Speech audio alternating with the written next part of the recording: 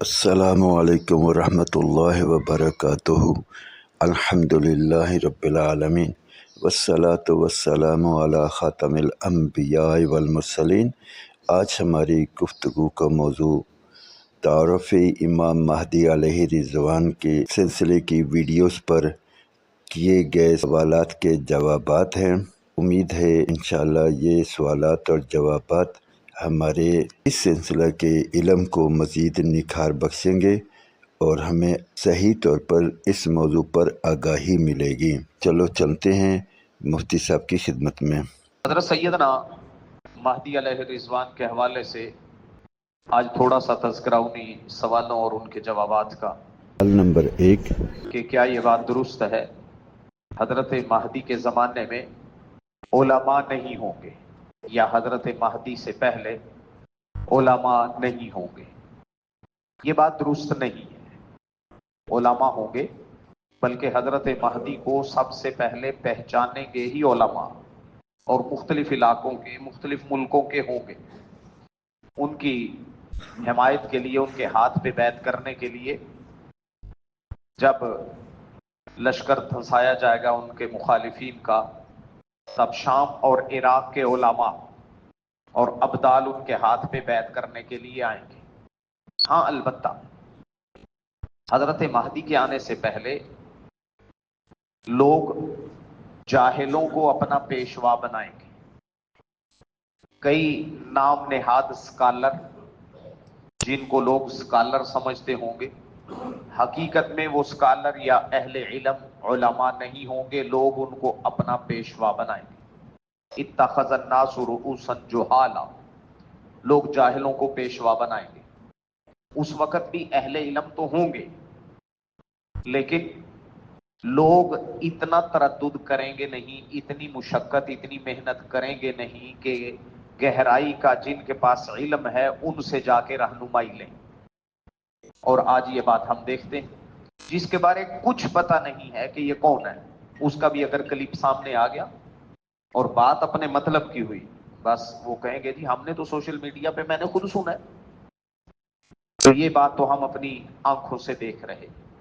کئی ایسے، میں نام نہیں لیتا، لیکن بڑی بڑی تنظیموں کے سربراہ جنہوں نے خود کہا کہ ہم نے ایک دن بھی مدرسے میں نہیں پڑھا، ایک دن بھی علم حاصل نہیں کیا، وہ ان کو لوگوں نے پیشوا بنا رکھا ہے۔ سوال نمبر 2 کہ حضرت مہدی کی علامتوں میں سے ایک علامت ہے، جس حج کے موقع پر ان کے ہاتھ پہ بیعت ہوگی، اس سے پہلے جو رمضان ہوگا اس میں سورج اور چاند ایک ہی مہینے میں گرہن ہوں گے۔ سائنسی اعتبار سے ایسے ہونا ممکن نہیں ہے، لیکن ایسا ہوگا۔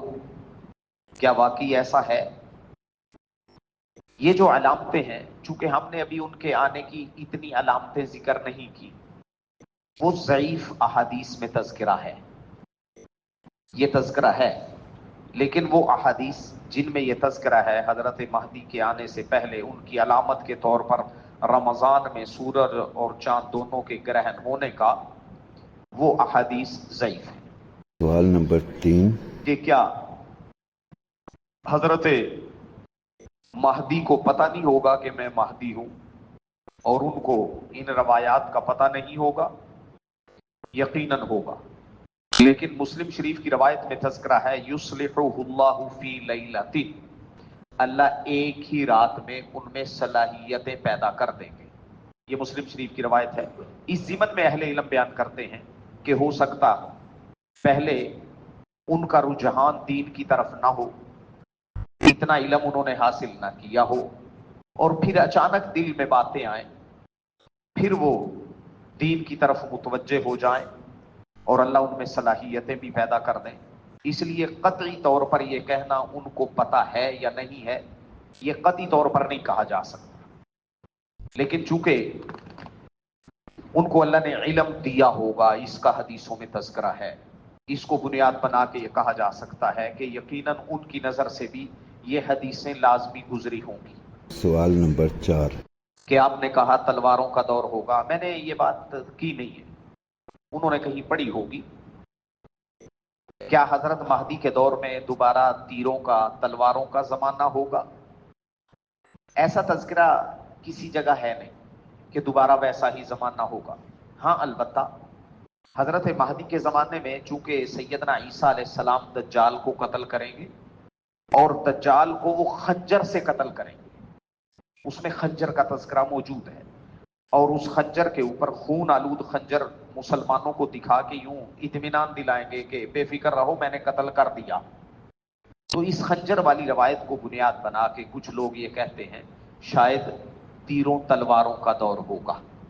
لیکن اگر ہم پچھلے مہینے کی کارروائی پاکستانی فوج کی دیکھیں جو انڈیا کے خلاف ہوئی، باوجود جدید طیارے، جدید اسلحے، جدید میزائلوں کے نہ وہ اپنا طیارہ اڑا سکے نہ اپنا کوئی میزائل چلا سکے. ہو سکتا ہے کوئی ایسی ٹیکنالوجی عام ہو جائے کہ جدید اسلحہ چل ہی نہ سکے، عین ممکن ہے. لیکن تلواروں کا، نیزوں کا دور آ جائے، اس حوالے سے کوئی صراحت نہیں ملتی. یا جیسے ابھی جو حالات سنگین تر ہوئے ہیں مشرق وسطیٰ کے، اس حوالے سے عین ممکن ہے کوئی ایسا معاہدہ ہو جائے کہ لوگ خود ہی یہ اتنے خطرناک ہتھیار تلف کر دیں. عین ممکن ہے، لیکن قطعی طور پر یہ نہیں کہا جا سکتا کہ ایسا ہوگا یا تیروں کا اور تلواروں کا دور آئے گا. البتہ کچھ روایات میں حضرت مہدی کے لشکر کا گھوڑوں پہ سوار ہونے کا تذکرہ ہے. تو گھوڑوں پر تو اب بھی اس دور میں بھی، جدید دور میں بھی گھوڑے کی اہمیت سے انکار نہیں کیا جا سکتا. گزارش ہے کہ ان باتوں پر خود بھی عمل کریں، دوسروں کو بھی ان پر عمل کرنے کے لیے تیار کریں اور اسی کے مطابق اپنے علم کو، عمل کو اور یقین کو بنانے کی بھرپور کوشش کریں. اللہ رب العزت مجھے، آپ کو اور ہم سب کو عمل کی توفیق عطا فرمائے. اب تک کے لیے اتنا ہی، انشاءاللہ ملتے اگلی ویڈیو میں. تب تک کے لیے اللہ حافظ. السلام علیکم ورحمۃ اللہ وبرکاتہ.